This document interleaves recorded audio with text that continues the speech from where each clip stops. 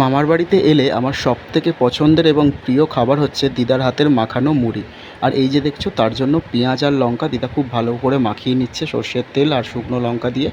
এবার এই মুড়ির মধ্যে কিছুটা চানাচুর আর একটা ফুলুরি আর চপ দিয়ে ভালো করে এটাকে মেখে নিচ্ছে। সত্যি বলছি, এত বড় হয়ে গেছি কিন্তু এখনও পর্যন্ত দিদা না মাখিয়ে দিলে মনে হয় না যেন সেই স্বাদটা এই মুড়িতে আসছে। তাই যখনই মামার বাড়িতে আসি দিদাকেই বলি এইরকমভাবে মাখিয়ে দেওয়ার জন্য, এবং এত বড় হয়ে যাওয়ার পরেও কিন্তু এই স্বাদটা, এই দিদার হাতে মাখানোর মুড়িটা আমার না খেলে মনে হয় যেন মামার বাড়িতে এসে কিছুই খেলাম না। আর এই যে দেখছো, দিদা অল্প একটু জল ছড়া দিচ্ছে। আমাকে জিজ্ঞাসা করলো এখনও কি সেই ছোটোবেলার মতো একটু জল ছড়া দেবো। আমি বললাম হ্যাঁ হ্যাঁ, অবশ্যই দাও, কারণ এটা আমার খুবই ভালো লাগে অল্প একটু জল ছড়া দিলে। এই যে এরকম মুড়ি মাখা তোমরা কে কে খাও আমাকে অবশ্যই জানিও। দিদার হাতের এরকম মাখানো মুড়ি আমার তো দারুণ লাগে। আর এই যে দেখছো, একেবারে বানানো হয়ে গেছে। দিয়ে এবার আমি যখন দিদাকে বললাম যে এটা আমি কিন্তু ভিডিও করে ছাড়বো, দিদা খুব সহজ মনে উত্তর দিল, এগুলোর আবার কেউ ভিডিও করে নাকি বোকা। তোমরাও কে কে দিদার হাতের বা ঠাকুমার হাতের এরকম মুড়ি মাখা পছন্দ করো জানিও।